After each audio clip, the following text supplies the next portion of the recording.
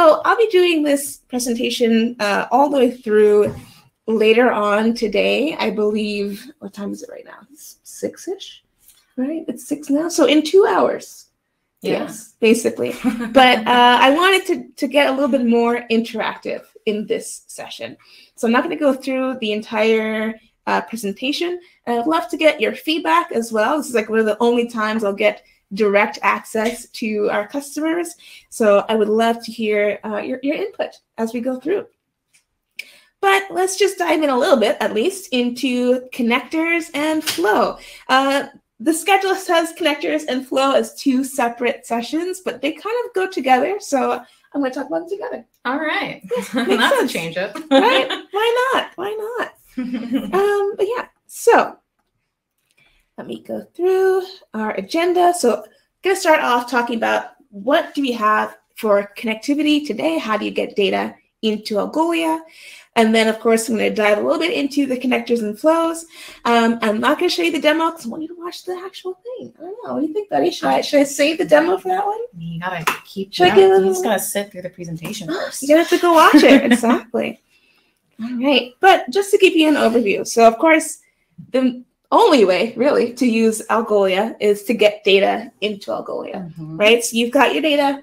Maybe it's in a database somewhere or some kind of web application or service, and you need to get that data from there into Algolia so you can build awesome search experiences.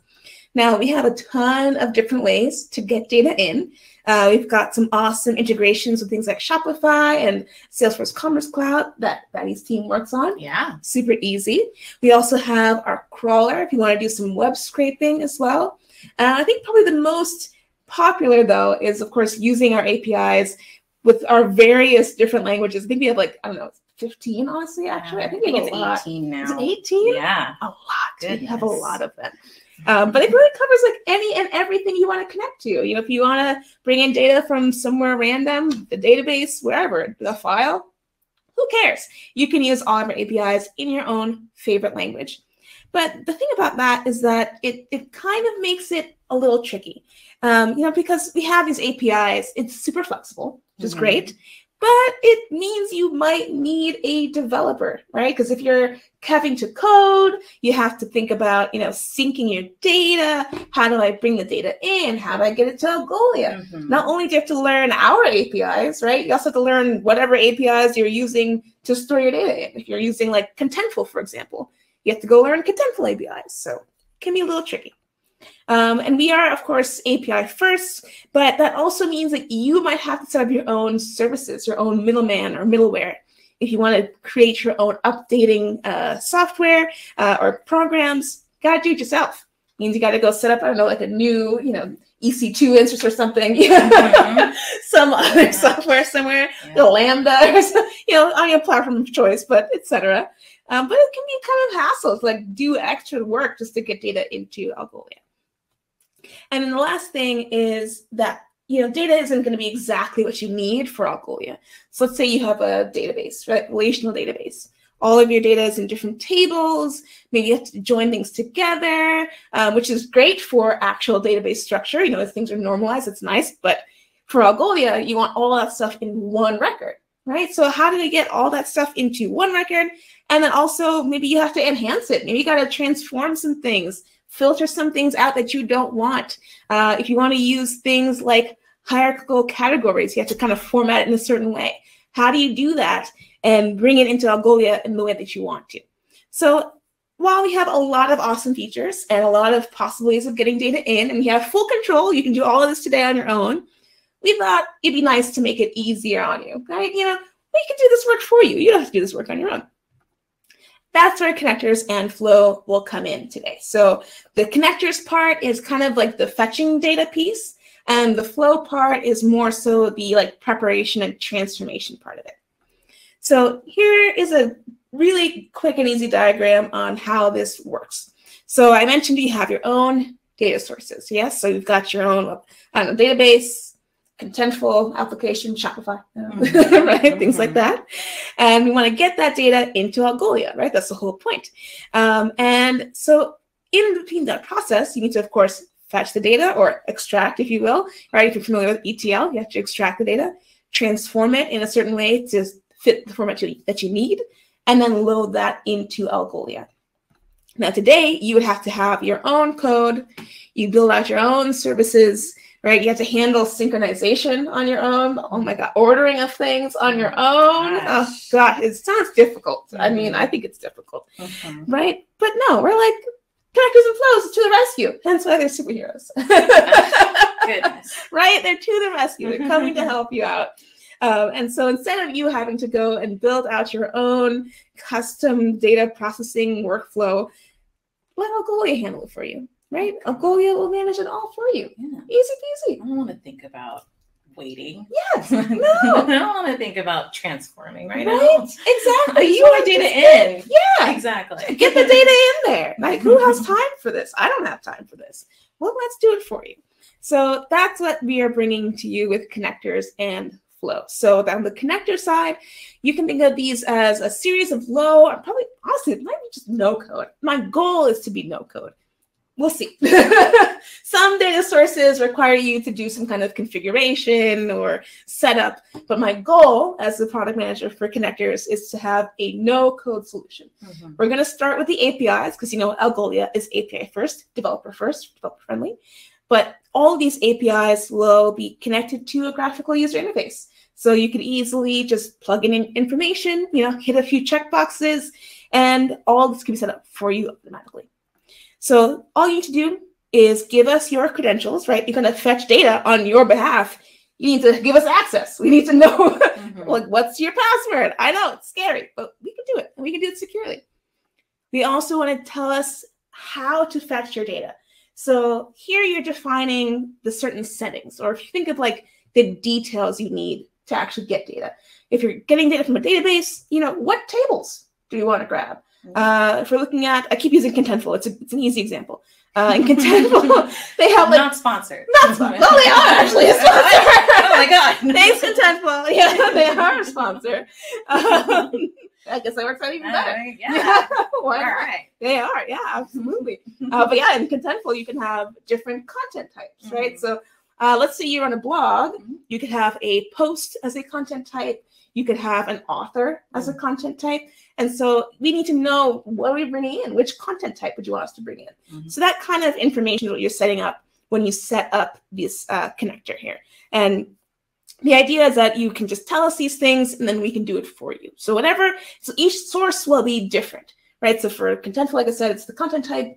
A JSON file could be like, you know, what method, HTTP method do we want to use? Is it post? Is it get? All that kind of stuff. Last piece is to set up a trigger or a schedule. So we're going to give you 3 different options here.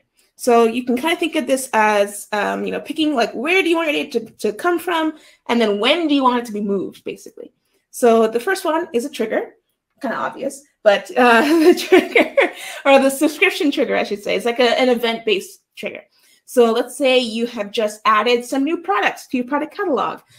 You put in a new blog post, that kind of thing. You've made an edit to some kind of media that you have.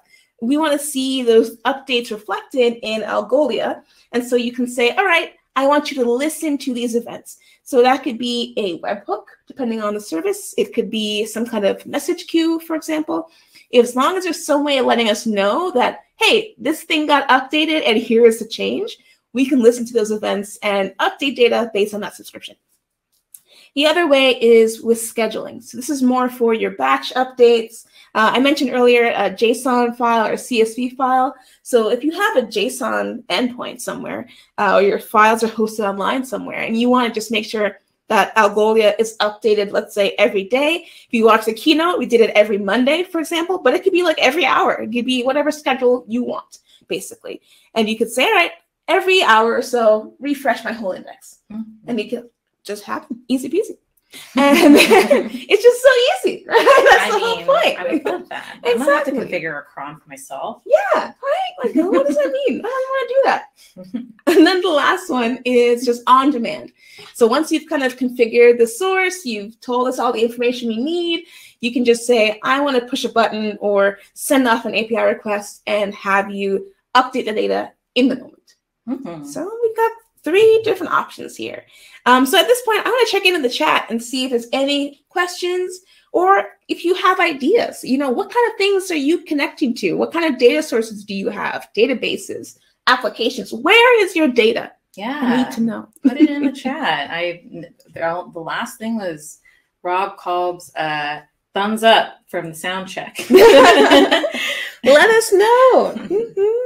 Come on. I see there's plenty of people in here. I want to hear your feedback. 38 folks. Yeah, this is your time to help us make decisions. I mean, honestly, this is the moment you get to interact with the PM, right? And the engineering manager. Exactly. Let us know how we can help. We have one coming in from Jessica Frederick. Data sources, product feeds, both JSON and CSV. I was about to say CVS. Retrieved through API and SFTP. Ooh, interesting. I love it though. The JSON or the CSV file. Yes, that's our first one that we're going to work on since it's pretty generic. Yeah. Most things you can either put into an endpoint already or they already have an endpoint. I've talked to some customers that are really small, right? So we have a lot of various sized customers, but some of our really smaller customers are kind of doing a lot of manual effort. Yeah. Right? They have Google spreadsheets or Excel files. So nuts. It's crazy. Right? And then they have to manually update the data. If you're already working manually in your Google Sheet or wherever, your data source is, and then you have to manually update it again in Algolia because they don't have developers. They don't want to, code things. And it's this would be so easy for them. So that's the first one we're going to be doing. It's a JSON file endpoint or a CSV file endpoint. And so, having it over FTP, for example, that could be an option in the future. Absolutely. Oh, we have some questions about import rate limits. Oh, yeah. Great question. Is there more? There's more questions along with it. I don't think there's more about the rate limit, but it's import rate limits, retry process, commercials. Am I saying that right? Included in premium search or add-on free? Gotcha. Okay. There's a bunch of questions. Question from Lee Harker Thank you, Lee Harker. Yeah, keep them coming. Love the questions. First one, rate limiting. Yes, that is something that we are considering. Actually, we were talking about it this morning about rate limiting. So depending on the data source, we'll be able to handle rate limiting with our requests. So things like simple files, that's kind of tricky to do, but things like e-commerce platforms or content management systems, they usually have their own set of rate limits for different types of API calls. And we will be building into that a configuration internally that we can say, all right, Contentful, again, great example. Let's say they have, XYZ number of requests per second or something like that. We'll have that information and then be able to meter out our fetches based on that. So we don't want to overload your, applications. That would be bad. Will you have a back off kind of retry system in place? Yes, exactly. Because then we can say, all right, how are we doing on the rate limit? And again, it kind of depends on the service because some services are really great and they'll tell you in the response, you've used up this much, or maybe you've gone too fast, too much. And then we can use that to say, okay, let's hold off for a second. We'll come back in a certain amount of time. So they depend on the source itself and what they can give us as far as rate limits and notifications of things. But that's the plan. That's what I hope for all of them. Yes. Nice. I guess the last part of that question from Lee Harker is mostly related to pricing around this. Do we have any idea about pricing regarding the new connectors and flows? I do. I mean, I should preface this with things can change at any time. Yeah. Right? Subject to change. Subject to change. Yeah. I don't want someone to come back and say, well, you said.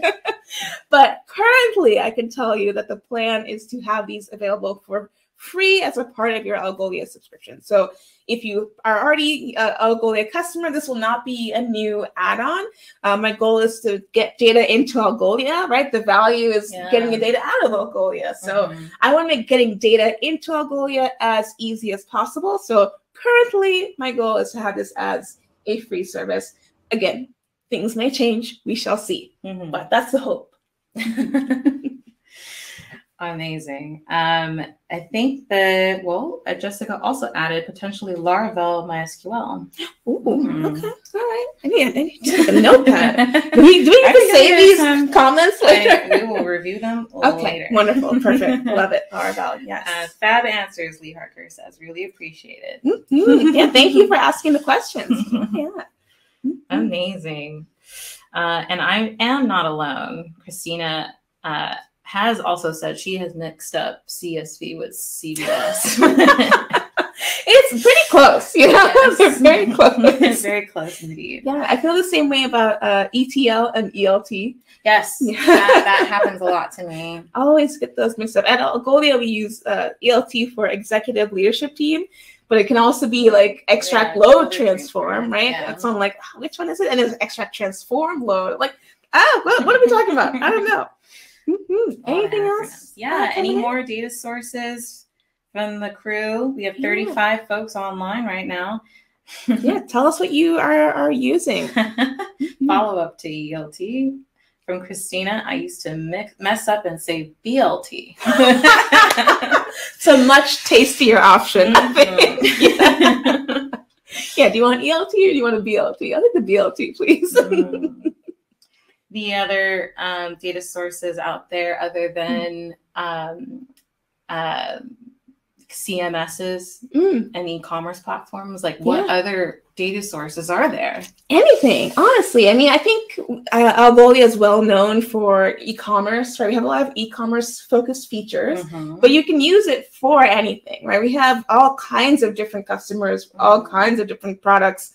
I mentioned like blog posts, for example, but we also have like media companies too, all kinds of stuff. So you can also get it from like a data lake somewhere. Yeah, they could. Exactly. It could be anything. You've got like stuff in Snowflake or something like that. Like we could take it. So honestly, I would love to hear more outside of the e-commerce space. Yes, please. Yeah, because if you're a non-e-commerce customer, I especially want to hear from you.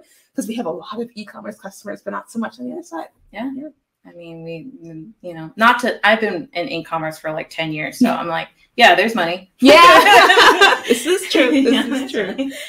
All right. I don't think any more questions are going to come in at this point. Let's move on to the next piece. Yeah.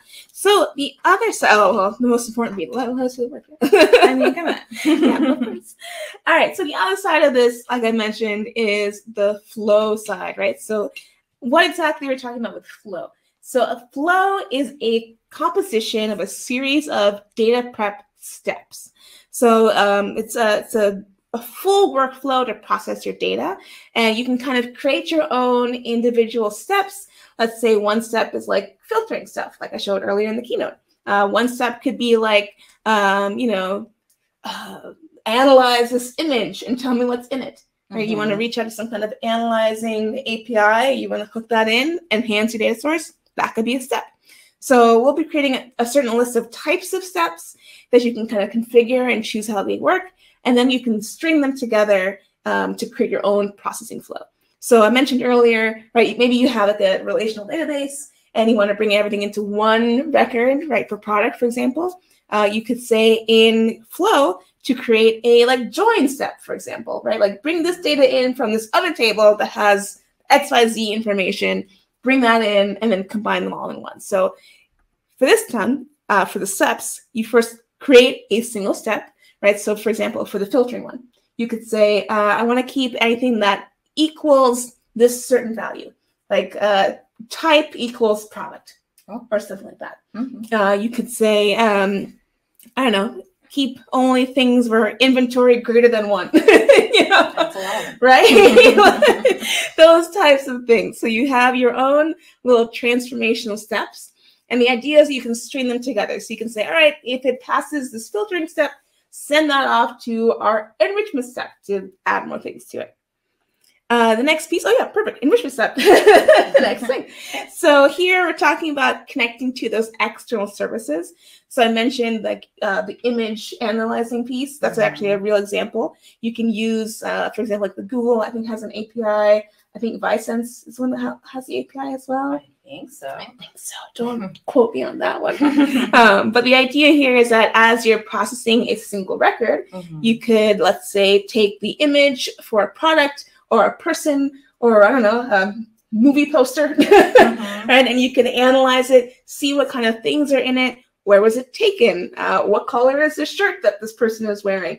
And it's a lot easier to do that than have someone like manually type in keywords, right? Like Betty's wearing this nice dress. I could sit here and type in like, okay, it's dark, it has flowers, or I could just like put it through the image processor, let it figure it out. For your description. Exactly. Exactly. It's awesome. For this enrichment data step, is it more of like, can I use like an ERP to like update the inventory stuff perhaps? Ooh, you could. You could. So this enrichment step can point to any external service that you want to. Yeah, so you're going to be pointing to say like, all right, here's the URL, here's the method, here are your like, you know, body parameters, here are your headers, and you can send out the request to whatever endpoint you want to, and then the response will be set in a particular property on your record. So for example, if you're using one of these like image processing APIs, the like keywords that it kind of figures out or its descriptions, you could set in like, I don't know, image features, like some kind of like, you know, image features property. And then you could use that in your search.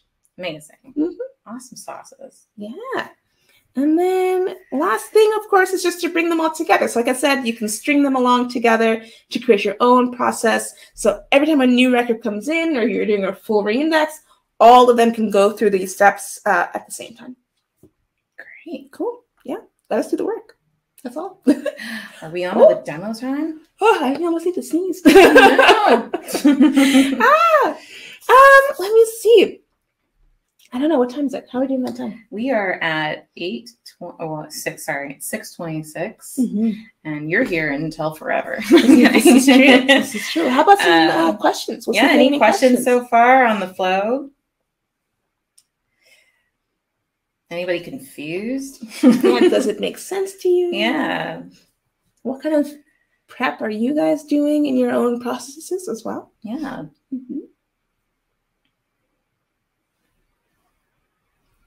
Jessica asks, what happens when connecting to an external service fails? Ooh, good question. So right now, I believe we have a retry strategy in for the enrichment step. So it'll try, like, I forget the number. Maybe it's one more time or twice. I don't remember exactly. But it's like, it's not my API. I'm in the team. I just don't. This particular API is not ours specifically. It's part of our general team in general. So I don't have the exact answer for you, but I believe it'll try either one more time or two more times, and then if it fails, I believe it'll be like null, I think, for that field type. Yeah. So hopefully it works the first time. Any other questions? Yeah, let's see what's going on in the chat.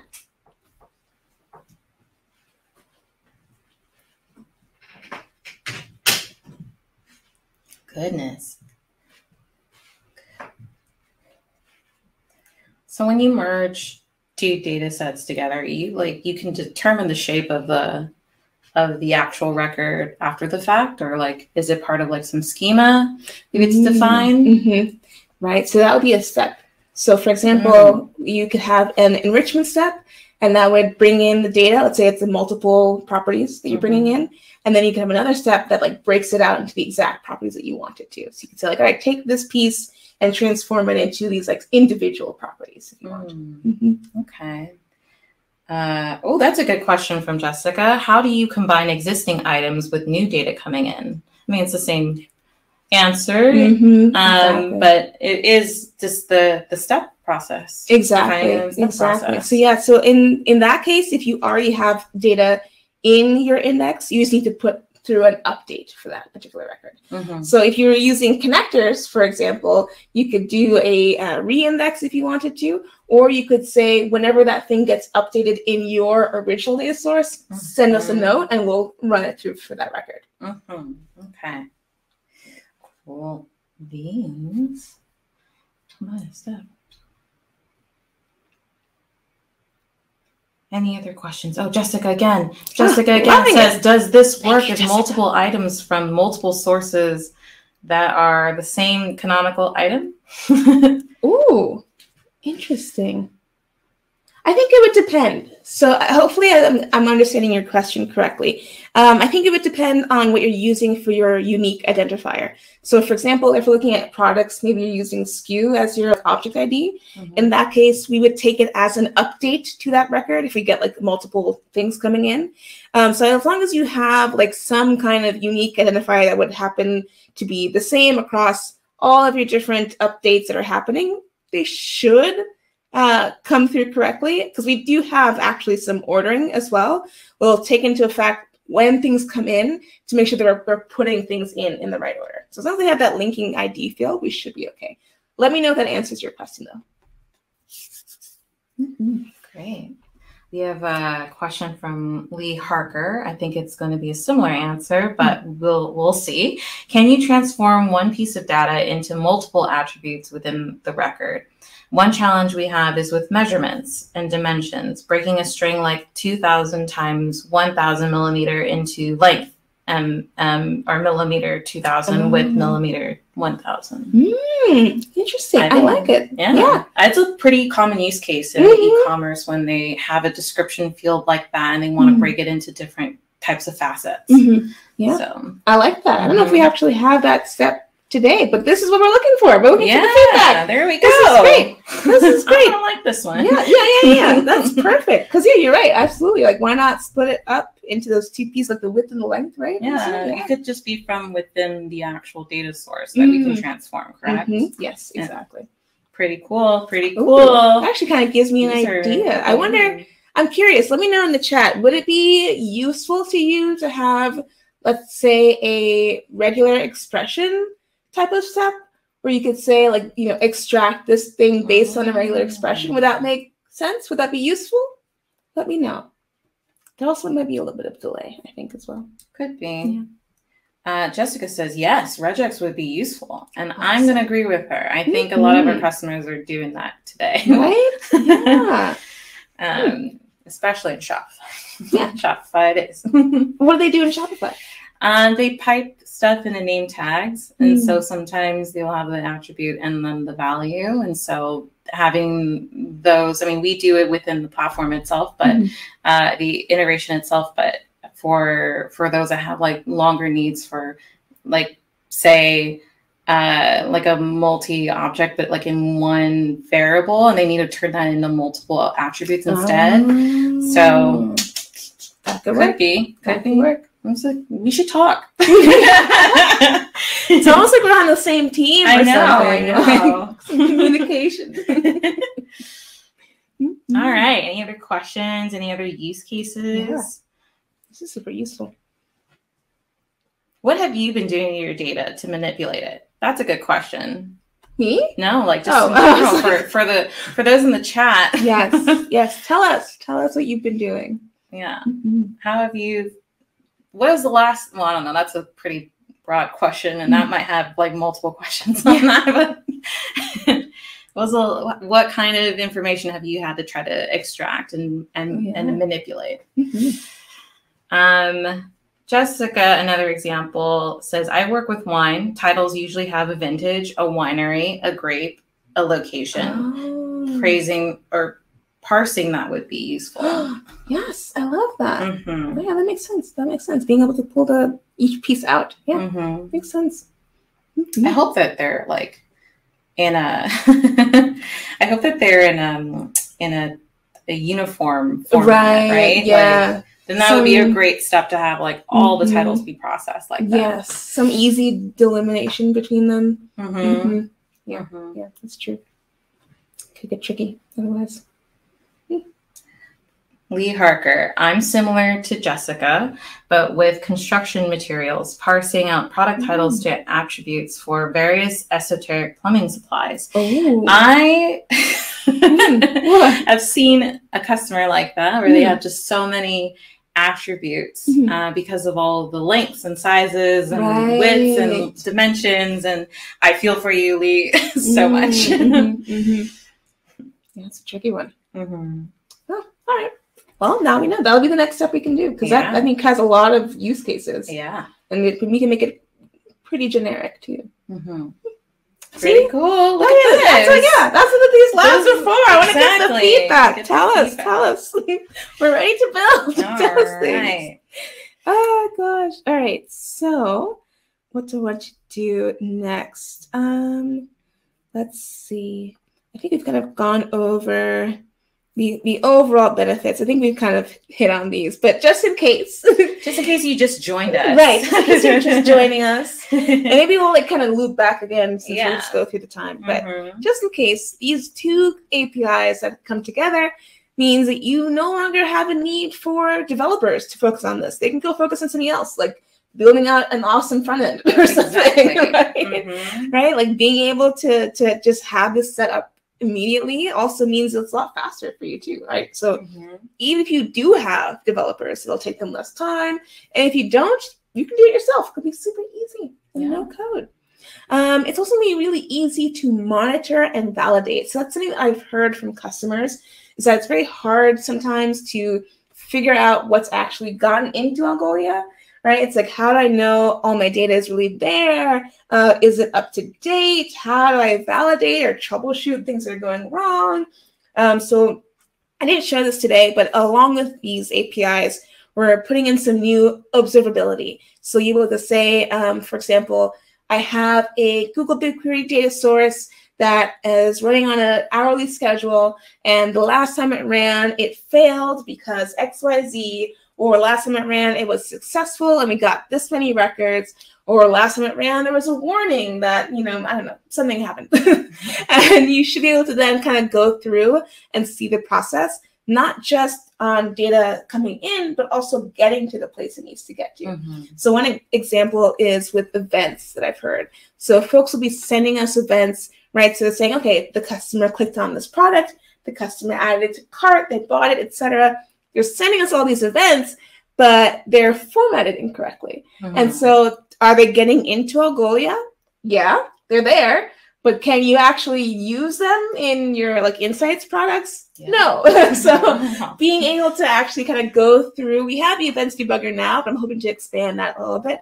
So you can really go through and diagnose things that are going on in Algolia. And of course, like I mentioned, we're doing it for you. So one less thing for you to worry about. You don't have to build out your own new infrastructure. We'll manage it for you. And then, of course, it also means you're getting rid of any of those synchronization headaches. Because we mentioned earlier, like having to manage the ordering of events, the things that happen, right? If you make a typo and you change it real fast, we want to make sure we get the correct information in the right order. How do I make sure, I think Jessica had mentioned, well, if I want to update a record that already exists, all that stuff, we will handle it for you. So a few less headaches, I think, in general. Cool. All right. So I'm not going to go through the full demo because, like I said, I'm going to save that for the session. That's in, an hour and a half now, I think. But I will at least go through and show you what we did for the keynote this morning. So for the keynote, I think hopefully you all caught that, hopefully. But if not, in the keynote this morning, well, I should say this afternoon for us because we're in Paris. Yes. But this early evening, we went through an example of an application that shows Pokemon cards. So the idea was that we have a Pokemon API, and the Pokemon API includes Pokemon, so the actual creatures themselves, as well as trainers, and something called energies, which I don't know because I don't play Pokemon. I'm sorry. But I tried when I was a young kid. I think I enjoyed it for a day. I was like, nah, it's not me. Moving on. So we had to do some filtering, right? That was one of our steps. We also want to bring in the Pokemon set name as well. So Pokemons apparently come in different sets. They get released in different sets. It's like the original 150, and then and then they add more. Yeah, there's different groupings, I guess. Gosh, I don't want to be a Pokemon. Yeah, it was very interesting to learn about. I'll definitely say that.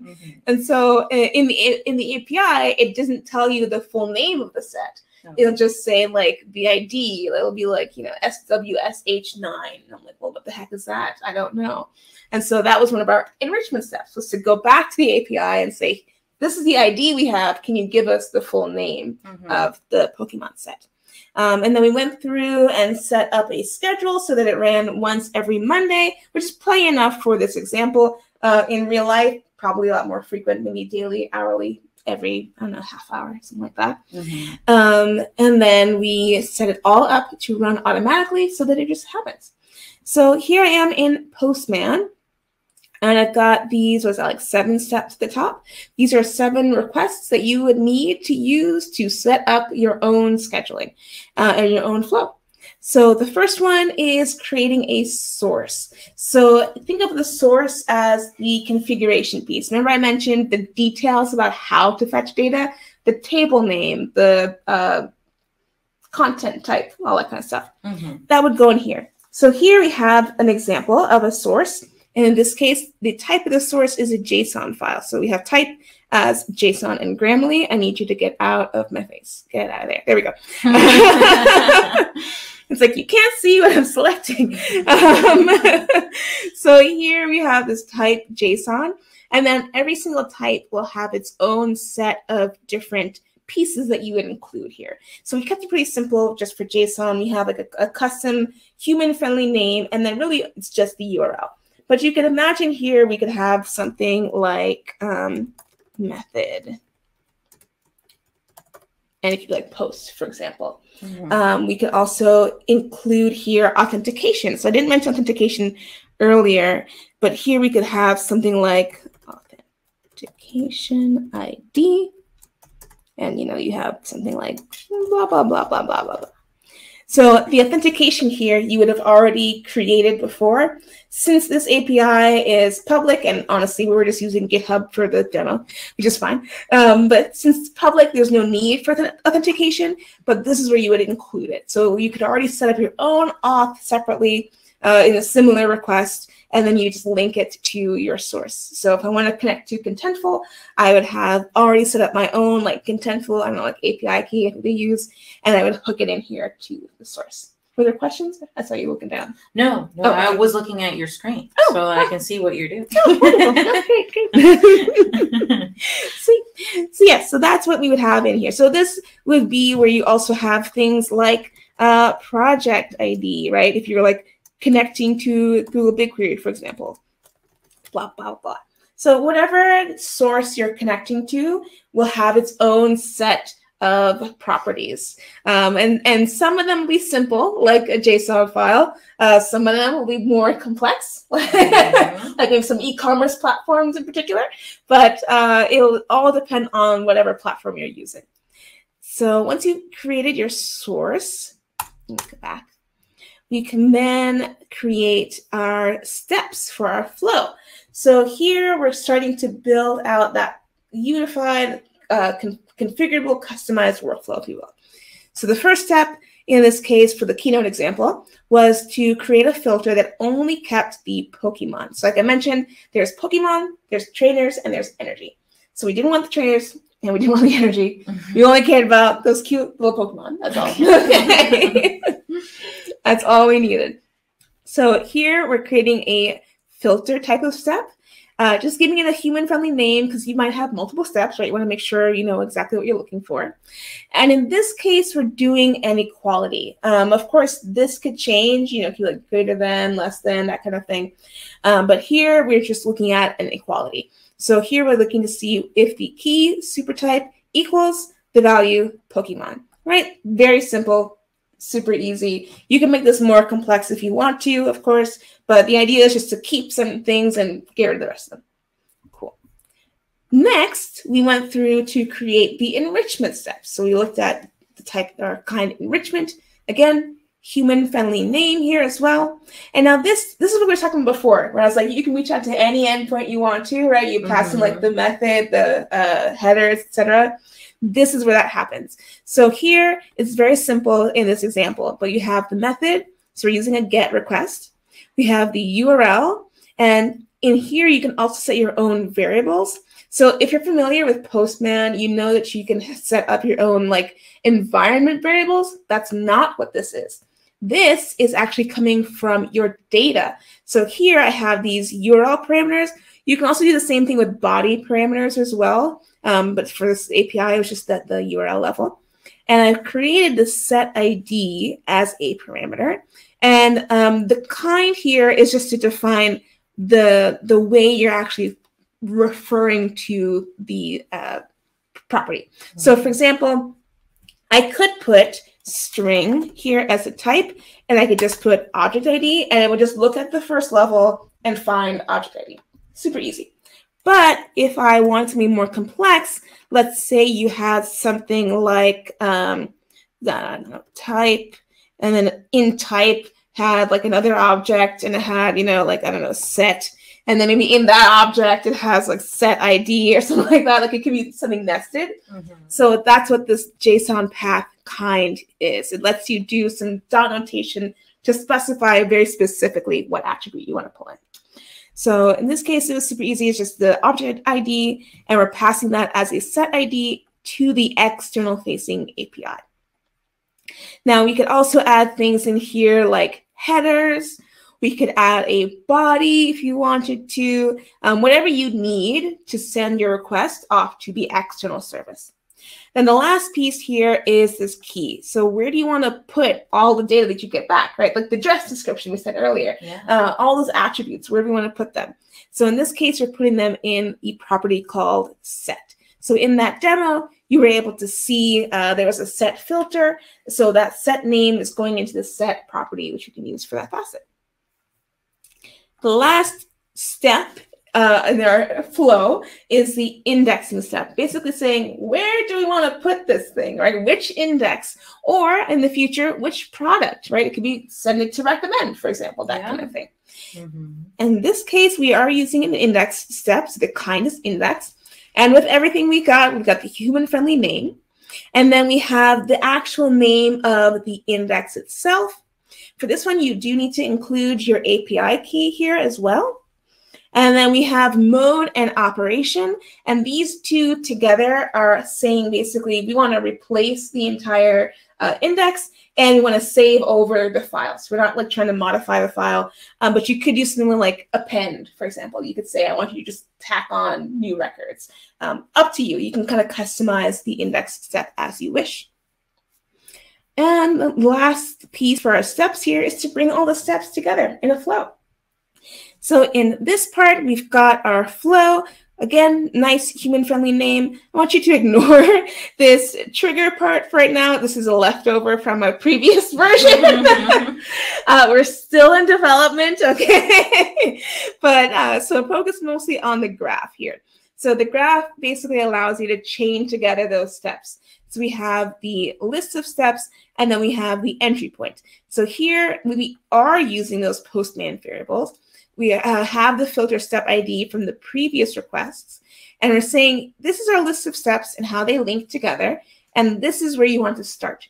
So we're starting with the filter step. So here we can look at filter step, and when it's successful, send that data to our enrichment step, right? Cool, enrichment step. When it's successful, when it's done, send that data to our indexing step. Now, I think it was Jessica that asked what happens. Maybe it was, I think it's Jessica. If not, I'm sorry. Who asked what happens if your enrich step fails?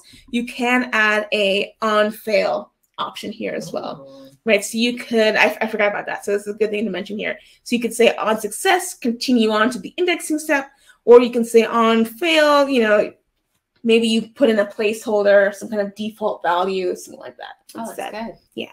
Hey, that also answers, I think it was Lee's answer. Was it Lee? Was it Lee? Yeah. I'm sorry, Lee. That was up there. Awesome. And then, yes, so the indexing step is last, so there's no need for an on success at that point.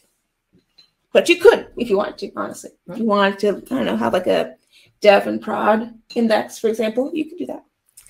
All right, so we go through, we create the flow, and then we have this task. So task honestly probably isn't the best name. It's like a link or a coupling. I don't know. I need to rethink the names. But basically the task allows you to link together a source and a destination and tell us when to fetch.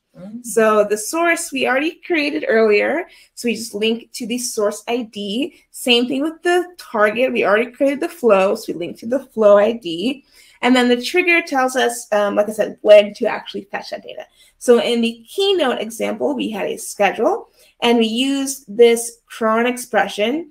So I mentioned it's the 0th minute.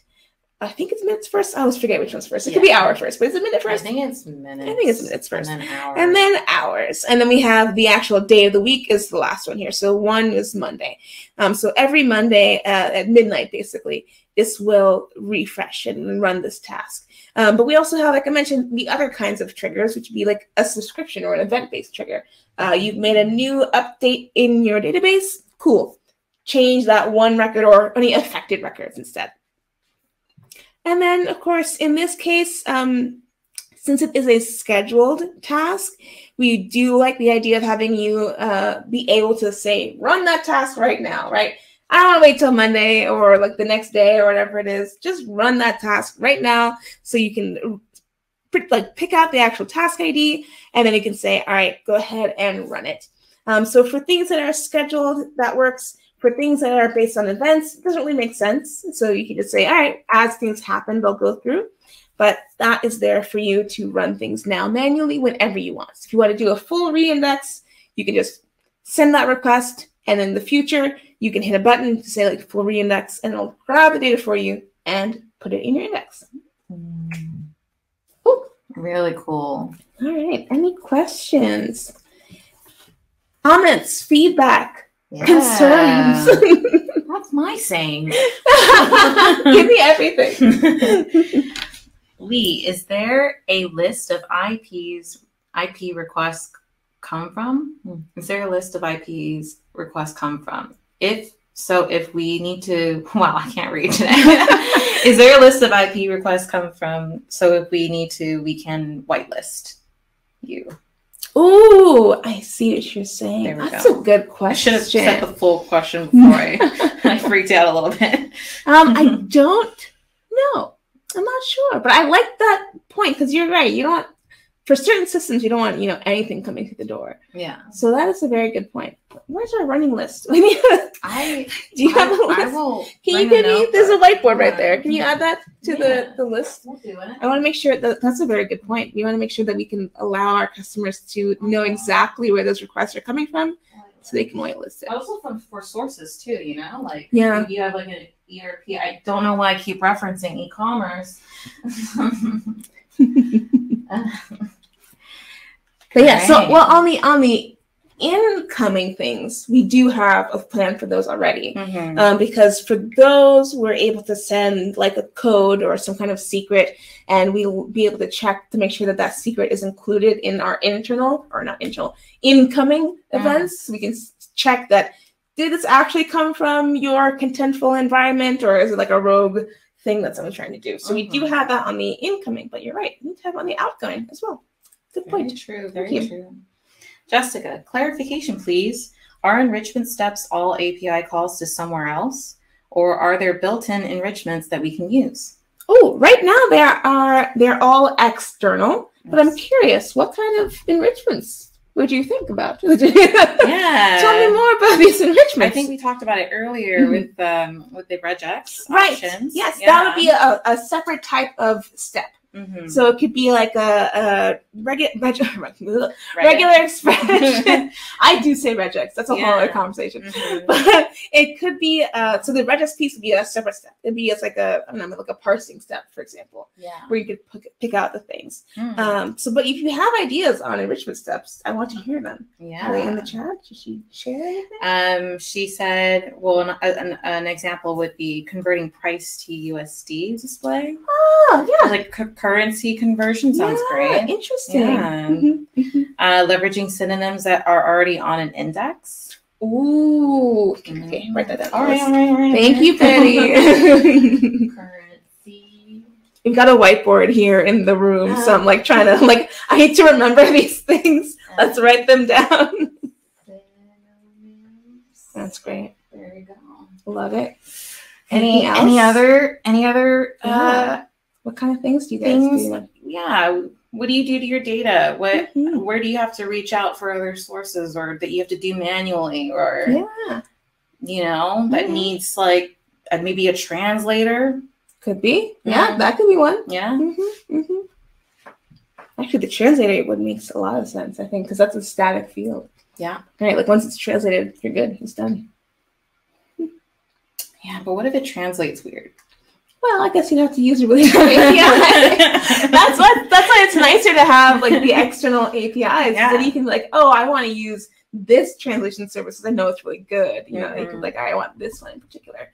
Versus us being like, well, we think this one's good, so here. And then it translates like weird menu items into something else that you're like, whoa, that's completely different. Exactly. Yes. Great. Any other ones? Enrichment steps? Questions?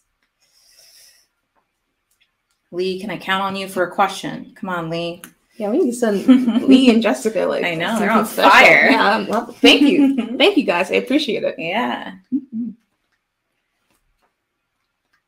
I mean, if not, we can do like a quick break before the next time slot. We are at 6:55. Yeah. The chip starts at 7:15. Oh, so we got about we can keep going a little 10 minutes off before we have to do tech. That far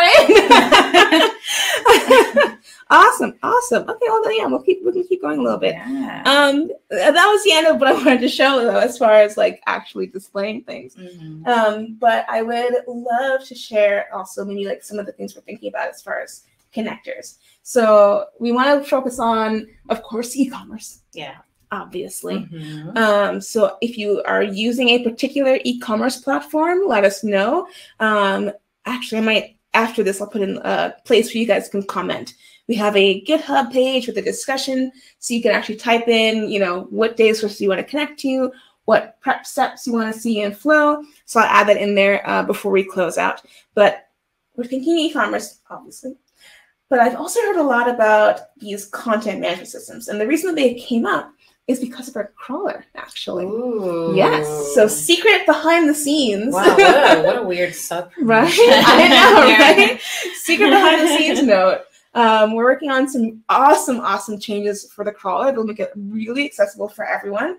And in my research as a PM for that project, I realized that a lot of our customers are using the crawler because they don't want to deal with the CMS APIs. Interesting. Like half of the folks that I talk to use things like Contentful or Adobe Experience Manager or some other like WordPress. Yeah, WordPress and like Sanity. I think I heard is one of them as well. Like all of these content management systems, and they're using the crawler to scrape their website. And I'm like, well, if we had a connector for like Contentful or Adobe Experience Manager or one of these, it'd be so much easier.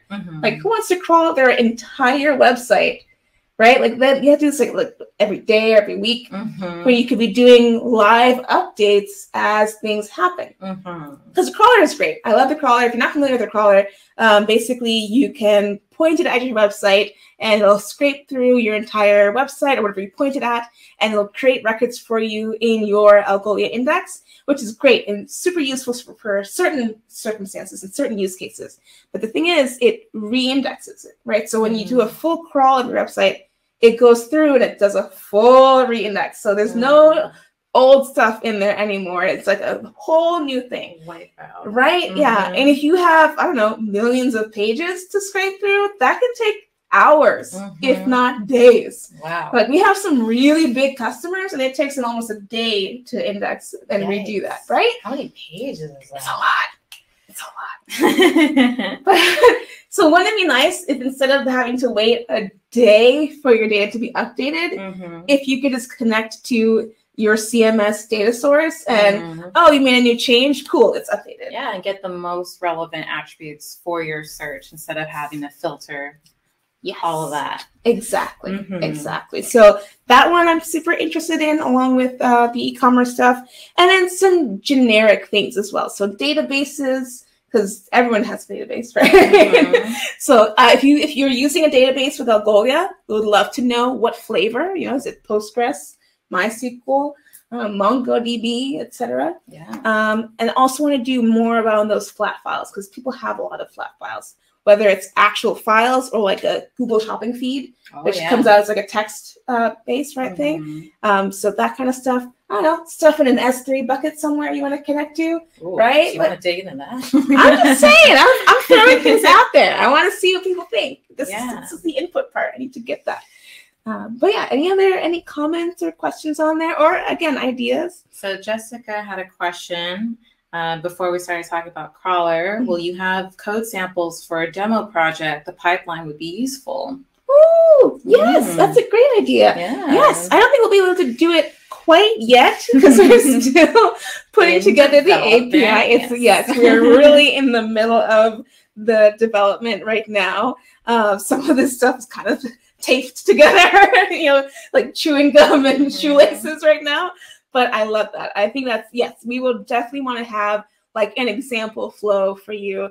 Jessica, what do you think? She said wine, right? She does wine? She works with wine. Wine? Okay, so I'll remember that and see if we can get you a wine-specific example.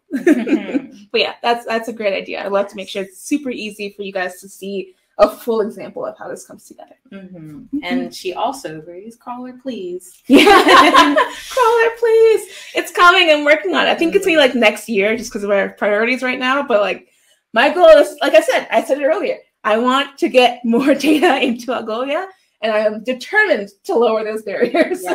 Yes. Another barrier. Well, not to say it's a bad one. But I love Magento 2. It's always in my heart. Lee Harker said, Magento 2, a connector to its GraphQL could be useful. There we go. Yeah, a lot easier. Yeah, a lot easier to work with GraphQL. You can select one request instead of like, I don't know, 5 different things to kind of piece things together. Absolutely. Yeah, my overall vision for this is that we can transform a lot of our already existing integrations into this like no-code connector platform. So that would include things like Magento, possibly. We might put Shopify in there. I don't know. We'll see. Yeah, it's dangerous. An endpoint. We'll try. We'll try anything. Exactly. Why not?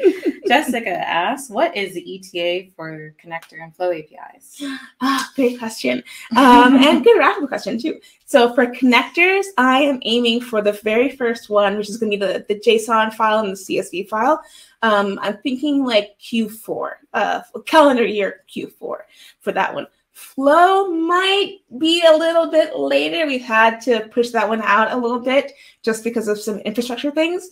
But connectors, I'm hoping will be done. Like like I said, we're in the middle of it right now. So like look for it around Q4. Great. And Lee Harker once again, and a +1 for pipe separated flat files. A lot of our data has commas and double quotes, again, for measurement data. So pipes are a safer delimiter for us. Oh, yeah, absolutely. And actually, let me see. Can I pause my screen? Pause your screen? Yeah. You're not sharing it right now. Am I not sharing? Oh, goodness. Let's see. You're not seeing anything? You're still on the meeting. Let's see. So you just need to share it again. Here we go. Okay. Yeah. Let me think. I want to actually open the thing first before I show you my completely messy Postman workspace. Let me find the thing I want to show you guys first, and then I'll share my screen. Okay. Here we go. I prepared a technical difficulty slide, but I don't want to do that. No, we're okay. We're okay. Let me see here. Just by URL. Do I have? Okay, I don't have. Okay, this will be good enough. Hopefully you will get the idea. Let me close all my secret tabs so I don't share those. And then I will share my screen here again. Oh, it happened. We're here. You see it? Yes. Okay. Okay, so this is another secret project, but this is the basis of our JSON and CSV file. So a lot of the stuff has changed, but hopefully you get the idea of what we're doing here. So remember before we had our sources type, I had JSON. Here we're looking at the sources type CSV, and we've got a bunch of interesting things we can do here. Like I said, for each source, it has its own different configurations. So in this case, we have things like a unique ID column, right? Because for a CSV file, maybe it's just like product ID, and it needs to be object ID. So you can tell us exactly what that is. And then I didn't put it in this example, but we will have a delimiter option. And the default is a comma, but you can easily come in and put in a pipe. Great. Just like that. Solves a lot. Yeah. Easy peasy. So yeah, so that will be coming soon. Like I said, Q4. And if you guys want to, get your hands on it, if you want to be the first people to find out about it, I will put in the chat the link where you can sign up for the beta, because we want folks to try it out. So Lee, if you have your pipe delimited data, I want you to try out our connector once it's out. So I'll put that link in the chat. Yeah, I'm excited to see it. And please, if you have any further questions for her, leave them in the chat. Ask for Keshia. That's right. Exactly.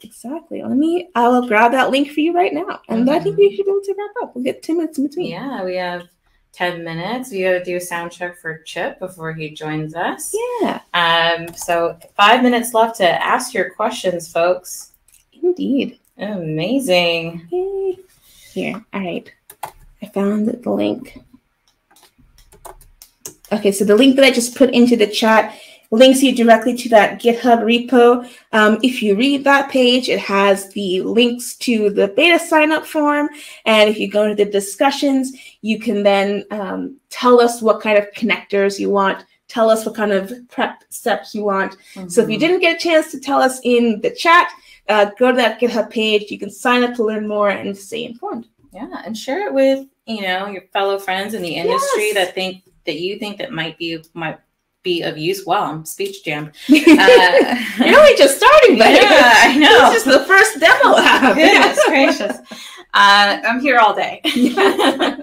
But yeah, please reach out to your contacts and let them know about this new and exciting project that we're working over here at Algolia. If it's going to solve their indexing solutions to build a better search and discovery experience, why not? Exactly. Why not? No extra charge. Yeah. At this moment. At this moment. Subject to change. Subject to change. But I'm hoping it'll be no additional cost. Exactly. Well, thank you for your time. Yeah. Sure thing. Do you think you got a lot out of this? Look at the whiteboard. We didn't even write most of them. Yeah, we need to get the rest of these. We get the comments. Yeah. We get to keep these at the end because. I will comb through it. Yeah. Okay. Wonderful. I will comb through it for you. Yes. All right. We are at 9:06. And if you have any final comments? No, not at all. I'm looking forward to hearing your feedback. I hope you guys will all head over to that page on GitHub. Tell us more about what you want. This is your chance to really influence the development process at Algolia. So please let us know. Yeah. And great. And I guess we'll just sign off from there, and then we'll be right back with our next speaker.